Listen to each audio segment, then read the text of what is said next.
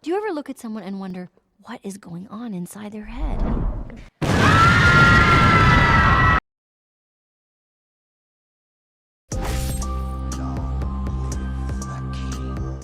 Hello and welcome back to another video. Now, this is going to be another set of predictions for the Katowice event. We've now moved on to the playoffs where we've only got 6 teams remaining. Before we get into it, I'm going to do a quick review of my group stage predictions. Now, I went 4 of 6 out of the teams that I thought would go through, which is not bad to be honest. A bit of a swing and a miss on FaZe. I really did think I really might have got a little overexcited, but hey. What's life if you're not going to get a little overhyped sometimes? It's just a part of it. I really didn't expect Liquid to click so quickly under Fallen because well, they switched just between the play-ins and the actual event. It's impressive, but still, I'm not sold. I don't think this will last. I think it'll still take them another month or so to really get into their groove. And, well, that'll be reflected in my predictions later on, I think you'll find. But yeah, it's nice to see at least one NA team that doesn't suck. Another feel-good story of the group stage was Spirit, who went 3-0 and came straight out their group. What the fuck? Can you not beep your fucking horn? Yeah, so Spirit did really well. On a more sour note, Big continued their week-by-week inconsistency. I mean, the last spring groups, they looked imperious. Here, they looked flat and wobbly.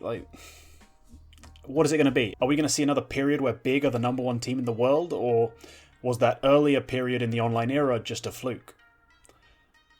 It's hard to tell. It's hard to tell. Week by week, it seems it's a completely different team every time. Not in terms of the way they play, but just in terms of the results they're able to get. Maybe it's an individual mental thing, but yeah. Hopefully it'll get better for them in the future. Playoffs, I think, make these predictions a lot harder because I can't get bailed out by the lower bracket like I was in the group stage.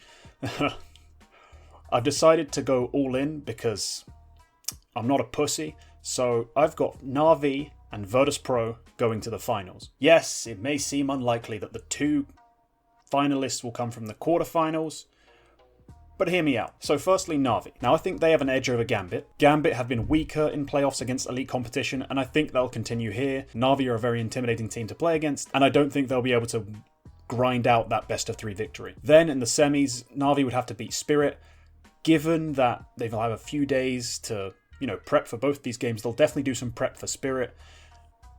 They won't be as shocked by the way Spirit play, I don't think, because in the group stage, I think Spirit did take a lot of teams by surprise in the way they decided to play. A lot of gamble stacks, a lot of brutal rushes.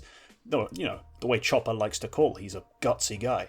So, with that time to prepare, I think Na'Vi will be able to beat them. On the other side, Virtus.pro will have to beat Astralis and Liquid, which is no mean feat. Astralis are definitely favourites in the first matchup, and we know how lethal they are with prep.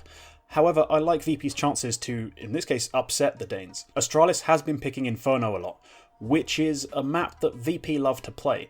Now, they might pick it just because they believe their prep will be able to take them past Virtus.pro, but I think it's more likely they'll lean into a pick like Train or Vertigo, something that sure, Virtus.pro aren't terrible on, because they ban the only map they're really terrible on, but they're definitely a lot weaker on. VP will pick Inferno if it's available, I think, and then map 3 will likely be Dust 2 if VP didn't pick that instead. Either way, I think the last 2 maps will be Inferno and Dust 2. I have Virtus.pro as slight favourites on Inferno, and then they have a puncher's chance on both the other maps, which is why I like them to actually get this upset through. There's always an upset in these playoffs, and this is the one I'm going with. I'm going with Virtus.pro to beat Astralis. The semis are really going to set the scene for the months to come.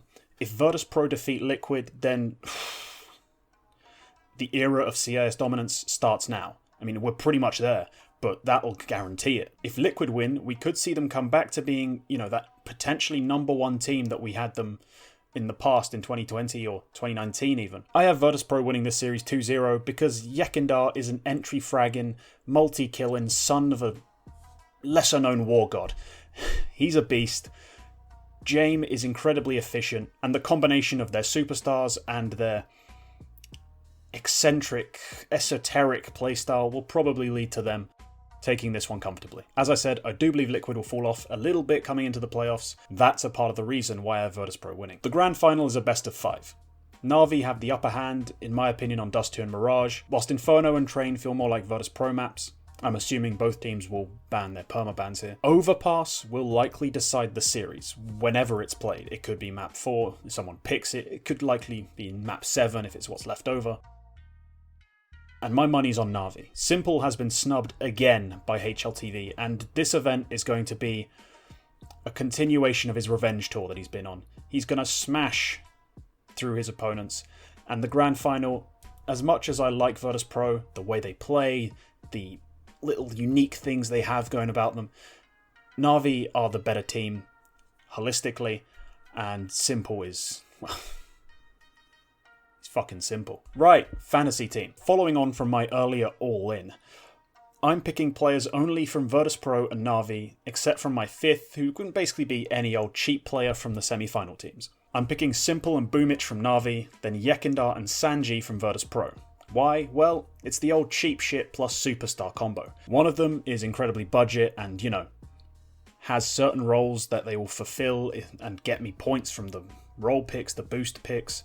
The other costs a shitload, but is going to get me over 100 points, and if everything goes well, win me this event. As my 5th, I'm taking Stewie, because he fits my budget, he's from Liquid, and if Liquid lose, he'll get me some points from the noob role. If Liquid win, he'll get me some points. But at that point, I'll probably be fucked anyway, so who cares? I am 100% all in Na'Vi and Virtus Pro. So yeah, that concludes my fantasy and my predictions. I'm far less confident than I was in the group stage, where I actually ended up doing pretty well in the fantasy leagues. Not as well as I projected with my phase picks, but still pretty decently considering I only had 3 players on teams that made it through. These picks could backfire and I could end up literally dead last, but if it goes right, I'm not even joking this time, this could be my top 10 HLTV ranking moment. It's all or nothing on this one. Alright, leave a like if you enjoyed the video. Follow me on Twitch for some live banter, gameplay. Cheers. Whatever the Russians say, skol. Let's go. Whatever other shenanigans are happening that evening. Leave a comment telling me who you predict to win this tournament, who you've taken in your fantasy teams. Sub if you want to see more. And that's all for this one. Goodbye.